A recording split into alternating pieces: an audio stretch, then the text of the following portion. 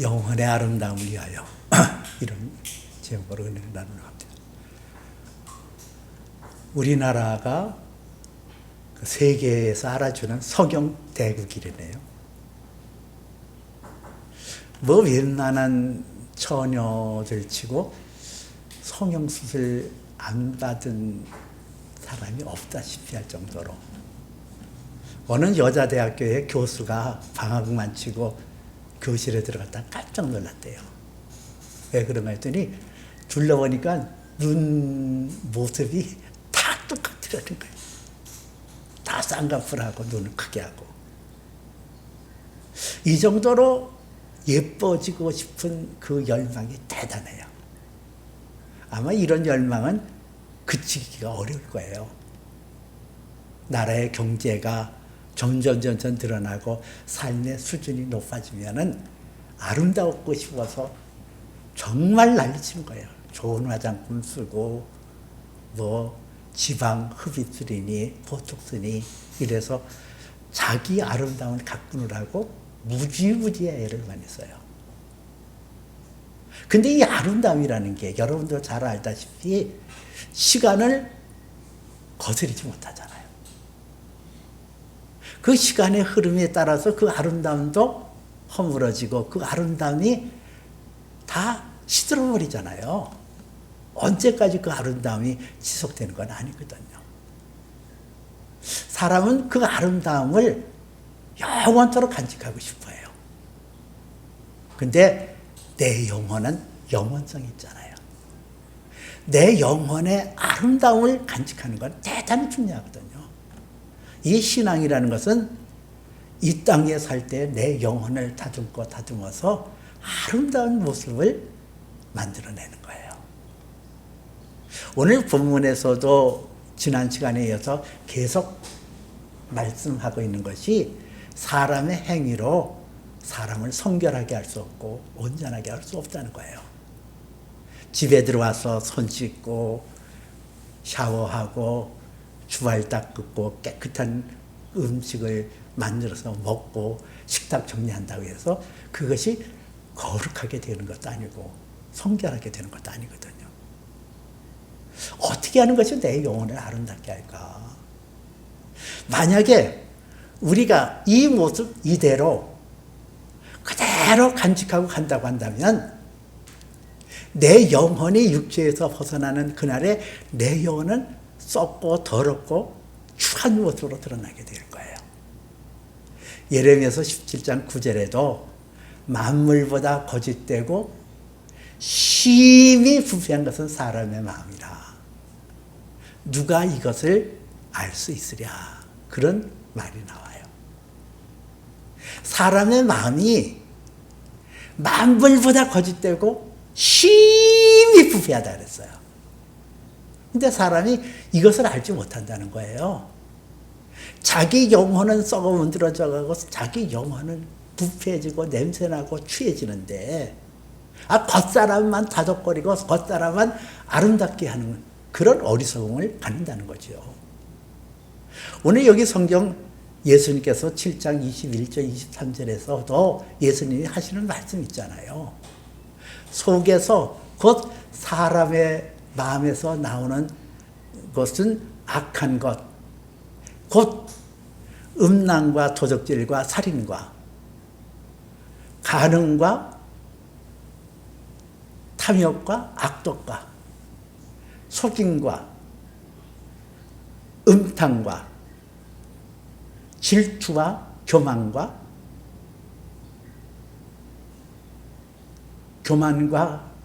그리고 우매함. 그 우매함 앞에 또 있잖아요. 교만과 우매함. 이런 것이 사람에게서 나와서 사람을 더럽게 한다 그래요. 그 속에서 나와서 사람을 더럽게 한다 그랬거든요. 왜 영혼의 상태가 중요하냐? 이 사람이 가장 악취가 뭔지 알아요? 사람이 죽어서 육체가 썩으면 나타나는 그 악취는 최고로 더럽고 최고로 지적하는 냄새가 나요. 근데 우리의 영혼이 이 세상에서 이런 죄악을 그대로 품고 점점 시간이 흘러가면서 그 영혼이 썩고 문드러지게 되어지면 그 추함은 이루 말할 수 없거든요. 여러분은 어떤 생각할 때는 그 영혼이라는 게 무슨 뭐 희끄리무리하고 무슨 그 형태도 없고 그러는데 그 영혼에 무슨 아름다움이 있을까? 추함이 있을까? 안 그래요. 그 영혼의 상태는 서로가 인지할 수 있거든요. 서로가 알아볼 수 있어요. 영혼과 영혼 상태로 알아볼 수 있고 천상의 영계 세계에서는 그 영혼의 상태를 알아볼 수 있어요. 그 영혼이 죄악으로 어두워지고 그늘지고 악취가 나고 더럽고 추한 것은 육체의 더러움, 육체의 악한 것보다 더 지독하게 나타날 수 있어요. 아름다움이라는 것은 사랑받는 조건, 사랑받을 수 있는 여건을 만들어내는 것이 아름다움이거든요. 하나님께서 처음 사람 아담과 하와를 만들 때는 그렇게 만들어놨어요. 하나님의 사랑을 받기에 합당한 모습과 모양을 가졌거든요. 근데 그 사람의 마음속에 죄가 들어오면서 그 죄로 말미암아 영혼이 시들기 시작했고 영혼이 메마르기 시작했다고요. 이 영혼의 추하고 더러운 상태 속에서 어떻게 하면 아름다움을 간직할 수 있을까? 그것도 일시적인 아름다움이 아니라 영원한 아름다움을 간직할 수 있고 아름다운 것으로 변화시킬 수 있는 방법은 없을까? 성경에 나타나는 진리로 세 가지를 말씀드리려고 해요. 첫째는 하나님 앞에서 아름다움을 만들려고 하면 나 자신을 드려야 돼요. 두 번째는 내가 하나님 앞에서 영원한 아름다움을 갖기 위해서는 주께로 더 가까이, 주께로 더 가까이, 그리고 하나님 면전에 있는 그런 생각들을 가져야 돼요. 세 번째는 하나님과 협력할 때 영원한 아름다움을 간직할 수 있어요. 첫 번째는 내 영혼의 아름다움을 간직하기 위해서 우리가 해야 될 것은 하나님 앞에 나 자신을 드려야 되는 거예요.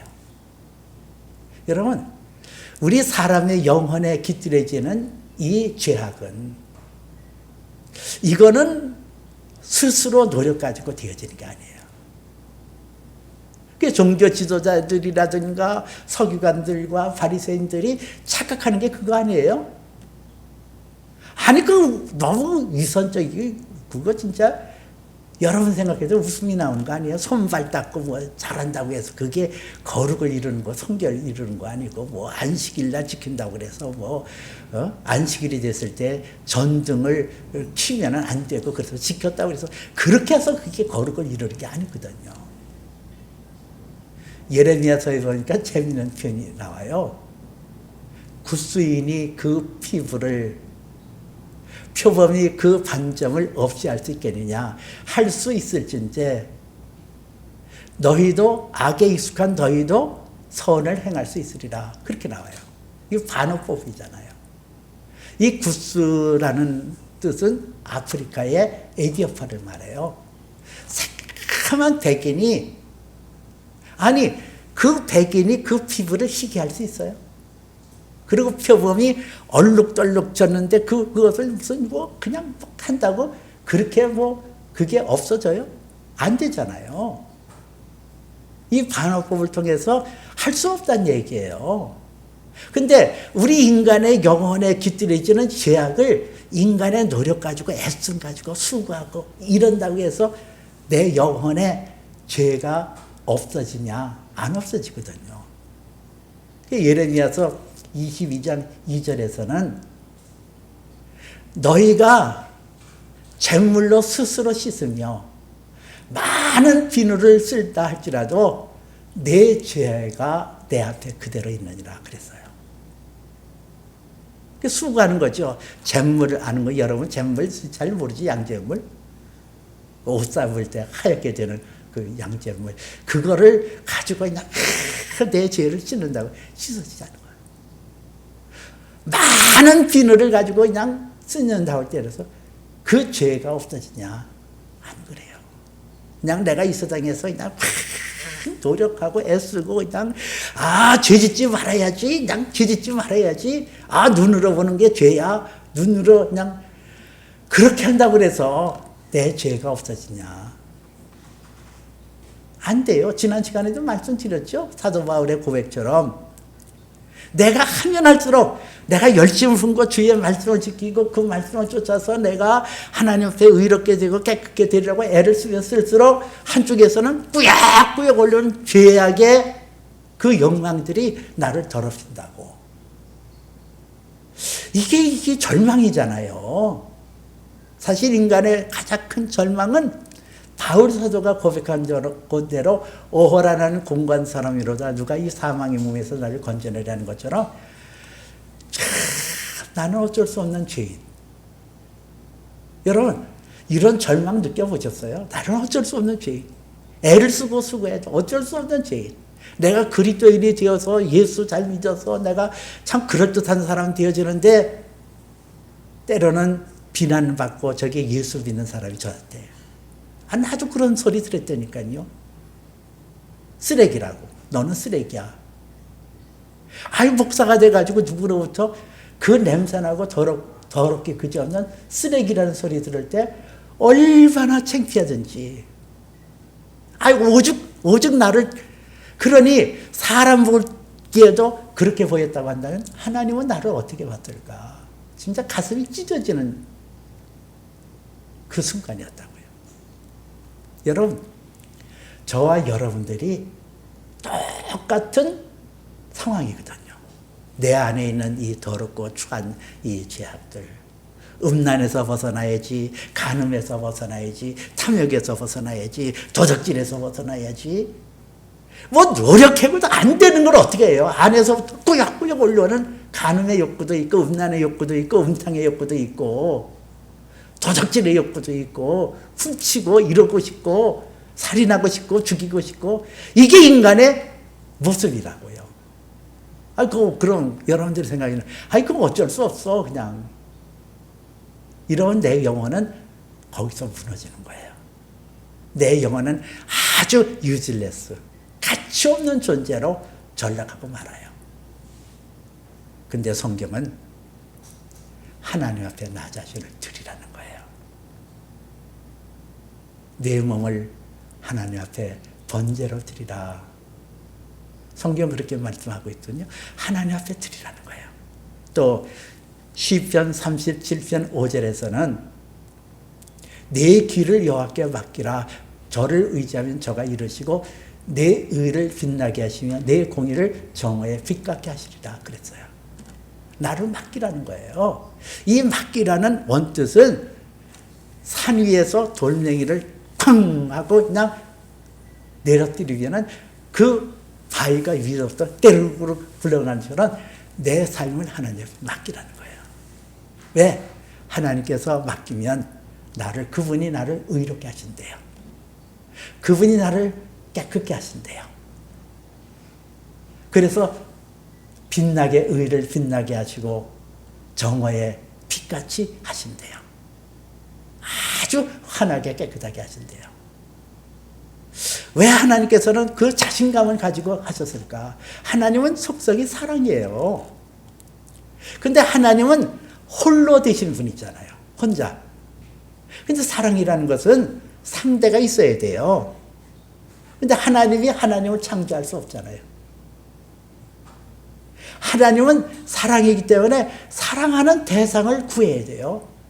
그래서 하나님의 형상과 모양대로 사람을 창조하시고 그 하나님의 형상과 모양대로 창조받은 인생들을 하나님은 그의 모든 것을 하여 사랑하시는 거예요. 포기할 수 없어요. 하나님의 형상과 모양대로 창조받은 인간이 죄로 나락지어지고 죄악에 빠졌다 할지라도 너는 어쩔 수 없어. 포기하는 하나님이 아니라 그 인간에게 다가가서 그 인간을 너는 내게로 와. 너는 내 인생을 내게 맡겨. 그러면은 내가 너를 의롭게 되고 내 공의를 정오에 빛같이 해줄게. 그렇게 약속하시는 거예요. 하나님은 예레미야서에 보니까 토기장이로 비유하고 있거든요. 이 토기장이가 여러 흙이 있습니다. 그 흙에서 선별해서 흙을 채취하는 거예요.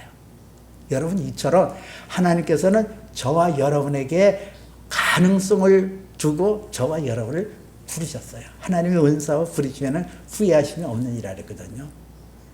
그 우리가 부르심을 받고 주님 앞에 나올 때는 뭐 나 같은 사람은 하나님께서 택했을까? 그거 아니에요. 하나님은 나의 가능성을 보거든요. 그리고 내 가능성이 사람 볼기에는 삐뚤어지고 형편없게 보인다 할지라도 하나님 눈에는 너는 가능성이 있어. 그래서 택한 거예요. 그리고 그 택한 흙과 같은 우리 존재를 채로 치든지 해서 큰 가루를 만들어 놓고, 그리고 거기에 물을 뿌리잖아요. 물로 해서 반죽을 하잖아요. 그것처럼 하나님께서는 이른 비와 늦은 비를 베풀어줘서 우리에게 은혜의 단비를 주시는 거예요. 근데 솔직히 우리끼리 얘기했지만은 여기까지 했으면 참 좋았겠어요. 여기까지만 했으면 좋겠어요. 근데 그 반죽을 가지고 그냥 땅에다가 맺히기도 하고 방망이를 두드리기도 하고 그러잖아요. 그 과정을 통해서 그 물에다 올려놓고 그걸 빚어가시잖아요. 그 빚어가신 것에 유약을 바르듯이 성령의 기름 부으심을 바르고, 그리고 고열의 가마에 넣어서 우리를 온전한 하나님의 사랑을 받는 아름다운 존재로 만들어 가시잖아요. 이게 하나님의 방법이에요. 하나님께서는 때로는 나를 낮추기도 합니다. 때로는 내를 때리기도 합니다. 그리고 성령의 충만함으로 베풀어 주시고 고난을 이기게 하시고 고난에서 불평하지 않고 찬송하는 존재로 만들어서 고열의 가마에 넣는 것처럼 연단의 불로 우리를 다스려가는 거예요. 하나님께서 우리에게 착한 일을 시작하셨거든요. 그렇게 만들어 가시거든요. 그럴 때 우리가 해야 될 것은 잠잠히 참아 기다리는 것이 필요해요. 하나님께서 나를 만들어 가시는구나. 하나님께서 나를, 내 영혼을 아름답게 만들어 가시는구나 하고 잠잠히 참아가는 그런 자세가 필요하다는 거예요. 두 번째는 하나님 앞에 더 가까이 나가야 돼요. 하나님 앞에 내가 온 마음을 기울여서 하나님 앞에 나가는 자세가 필요하거든요.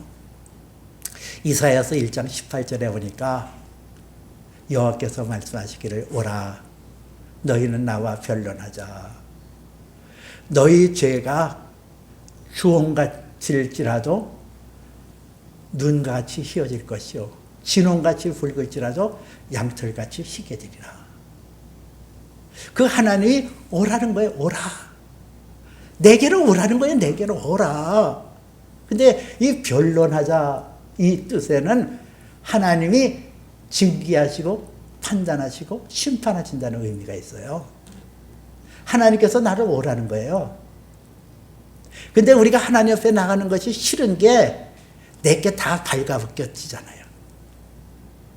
성령께서 우리의 죄에 대해서 의에 대해서 심판해서 증거하시는 것처럼 우리가 하나님 앞에 나가면 그의 광명한 빛으로 내가 점점 죄가 내가 이렇게 기뻐. 여러분, 저는 날마다 하나님 앞에 빛 가운데 나갈 때마다 내 안에 있는 죄가 발견해서 끊임없이 시도 없이 나는 죄인입니다. 나는 죄인입니다. 참 내가 암독합니다. 여러분, 내 안에 견딜 수 없는 악함이 있는 것을 발견해요. 오늘도 교회 오면서 나는 악인입니다. 나는 죄인입니다. 왜 그렇게 그게 아주 그냥 어째 이렇게 악할까? 어째 이렇게 내 안에는 죄가 이렇게 꿈을 대고 있을까? 그래서 하나님 앞에 고백하고, 근데 하나님께서 원하시는 것이, 그래, 너 내게로 오면 그 죄가 이렇게 드러나거든. 숨길 수 없는 죄가 드러나거든. 지난날에 내 행태를 보면 또 회개하고, 그렇게 해서 주님 앞에 나가는 거예요. 근데 주님께서는 우리에게 말씀하시기를, 내 죄가 주홍 같을지라도 눈같이 희어질 것이요 진홍같이 붉을지라도 양털같이 희게 하리라. 이게 하나님의 은혜라는 거예요. 내가 없이 할 수 없는 이 가득한 죄악들, 탄식하고 가슴을 치고 가슴을 친다 할지라도 없이 할 수 없는 주홍 같은 죄악들, 진홍 같은 죄악들이 하나님 앞에 날마다 나와 구했더니 하나님께서는 그 죄악들을 눈같이 희게, 양털처럼 희게 만들으시겠다는 거예요. 이게 코람데오, 하나님 목전에서 행하는 것, 신전의식이에요. 하나님 앞에 날마다 나가는 것, 종교개혁 시대에 그 종교개혁자들이 의지했던 코람데오, 하나님 목전에서 하나님 앞에서 나 자신을 발가벗겨 나 자신을 드릴 때에 내 죄가 사라지고 나의 죄악의 그 번복질한 그 어둡고 그늘진 것들이 예수 그리스도의 보혈의 능력으로 씻겨지면서 깨끗해지고 온전해지면서 내 영혼은 점점 아름다워지고 영원한 아름다움을 간직하게 되어진다는 거예요. 세 번째는 영혼의 아름다움을 간직하기 위해서는 우리는 하나님과 협력해야 된다는 거예요. 하나님은 사랑의 하나님이고 인격의 하나님이시거든요. 우리에게 강제로 와서 막 주장하시고 막 이런 분이 아니에요. 우리의 의사를 존중히 여기고 우리의 의사를 하나님께서 들으시고 그 의사에 맞춰서 나가야 되는데, 내가 하나님의 간섭을 동의할 때 그때에 하나님께서 내게 그분의 손길을 펼쳐주시거든요. 여러분들이 잘 아는 로마서 8장 28절에 하나님을 사랑하는 자 곧 그 뜻대로 부르심을 입은 자들에게는 모든 것이 합력하여 선을 이루니라 그러잖아요. 여기서 합력하여라는 단어는 쉬운 성경 말씀에 보니까 서로 협력하여 이런 단어를 썼고요. NIV 영어에서 보니까 together라는 단어를 썼더라고요. 이 together 함께 하나로 한 마음으로, 이것은 누구와? 하나님과 더불어 내가 한 마음 한 뜻 되어서 하나님 앞에 나가는 것, 이게 중요하거든요. 여러분, 우리가 하나님 앞에 내 영혼의 아름다움을 간직한다는 것은 균형을 이루는 거예요. 미인의 조건이 8등신이라 그러잖아요. 얼굴이 1이라고 하면은 그 하나의 비율을 통해서 8등분을 해서 그 등분이 맞아야 미인이라 이렇게 얘기를 해요. 신앙도 마찬가지예요. 균형 있는 신앙 가져야 돼요. 균형 있는 신앙. 어느 한 곳에 발달했다? 그거 아니에요. 마태복음에 보니까 예수님께서 말씀하시기를 마음을 다하고 목숨을 다하고 뜻을 다하여 너의 주 하나님을 사랑하라 하였으니 이것이 크고 첫째들은 계명이요. 둘째도 이와 같으니 내 이웃을 자기 몸처럼 사랑하라 하셨으니 이 두 계명이 온 율법과 선지의 강령이니라 그랬거든요. 하나님을 사랑하면 이웃도 내 몸처럼 사랑하는 거예요. 하나님께서 우리가 죄인 졌을 때 그 아들 예수 그리스도를 보내심으로 이처럼 우리를 사랑하셨거든요. 하나님은 졸지도 아니고 주무시지도 아니고 우리를 사랑하는 자를 돌보시고 당신의 모든 것을 내어주어서 우리를 사랑해요. 그런 사랑을 받았다고 한다면 그 사랑을 이웃에게 나눠줘라. 그 이웃에게 그 사랑이 흘러가도록 해라는 거예요. 이게 균형 있는 신앙이에요. 제가 17살 때에 우리 가정이 망했어요. 그래서 난가조정에서 좁은 방에서 그렇게 한 식구가 살았는데 그 주인집에 자전거가 있었어요. 나도 나가서 돈을 벌어야 되겠다 그래서 그 난가조정에서 신촌까지 아침 새벽에 자전거를 타고 와서 우유 배달을 했거든요. 근데 한 가정에서 우유를 신청해서 조건을 걸더라고요. 학교 가기 전에 애를 먹여야 되니까 중3짜리가 아이가 있는데 7시까지는 배달이 돼야 된다. 그 전에. 그래서 하나의 우유를 배달하기 위해서 저는 새벽 4시 전에 일어나야 돼요. 2시간을 먼저 일어나야 돼요. 그래서 부지런히 배달을 했는데 어느 날 차하고 그냥 잠을 늦잠 자다 보니까 8시에 배달을 했어요. 그랬더니 그 중3짜리 엄마가 나를 향해서 화를 벌컥 내더니 예! 내 뜻도 가져오지 마. 내 아들이 우유 못 먹고 왔잖아. 근데 제가 돌아나면서 뭐라고 그러는 줄 알아요? 속으로? 네 자식만 자식이냐? 남의 자식은 자식도 아니냐 그랬어요. 아, 그렇잖아요. 아, 내 자식 소중한 줄 알면 남의 자식도 소중한 줄 알아야 되잖아요. 내 자식 건강하게 기르고 내 자식 위하고 싶으면 남의 자식도 위하고 싶은 마음이 가져야 되잖아요. 이게 사랑의 영역을 넓히는 거예요. 하나님께서는 우리에게 성령을 베풀어줘서 하나님을 사랑하면 내 이웃도 사랑해라. 그래서 이것이 하나님 뜻과 내 마음의 의적 결단이 합하여 하나님의 선을 이루도록 한 거예요. 여기서 선을 이룬다. 이것은 원문에 보니까 아가도스라는 단어 썼거든요. 이 아가도스라는 단어는 구약 성경에 하나님 보시기에 좋았더라 하는 것 창세기에 나올 때 그 창세기에 나오는 토브나 똑같은 단어의 의미예요. 하나님 보시기에 좋았더라. 이 선이라는 것은 아가도스, 이 선이라는 것은 하나님 보시기에 좋았더라. 하나님 보시기에 사랑스러웠더라. 하나님 보시기에 견딜 수 없는 너는 나의 사랑의 대상이야. 견딜 수 없는 너는 나의 사랑이야. 이게 영혼의 아름다움이에요. 내 영혼의 아름다움을 간직하게 되어지면은 하나님이 나를 사랑하기에 어찌할 바를 모르는 그 사랑의 모습으로, 사랑스러운 모습으로 내가 바뀔 거예요. 천국의 수많은 사람들, 수많은 우리가 만날 그런 사람들이 내 영혼의 아름다움에 취하여 나를 사랑하지 아니하면 견딜 수 없는 그런 모습으로 바뀔 거예요. 이것이 영원한 영혼의 아름다움이에요. 여러분, 이 세상의 육체는 시들어 갑니다. 그러나 내 영혼은 영원한 세계를 가요. 내 영혼을 이 땅에서 아름답게 만드는 것 아주 중요합니다. 나 자신을 하나님 앞에 드리기를 힘쓰십시오. 토기장이로 비유된 하나님 앞에 나 자신을 드리십시오. 그리고 코란되어 날마다 순간마다 하나님 목전에서 행하는 것처럼, 날마다 하나님 앞에 목전에서 심판을 받는 것처럼 나 자신을 그렇게 내보이십시오.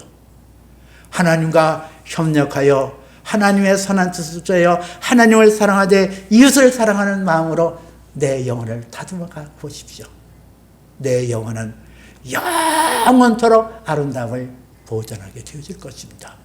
영광스러운 그 세계에서 보배로운 그 모습으로 나타나게 되어질 겁니다. 이 은혜가 저와 여러분에게 차고 넘치시기를 주님의 이름으로 축복해 드립니다. 기도합니다.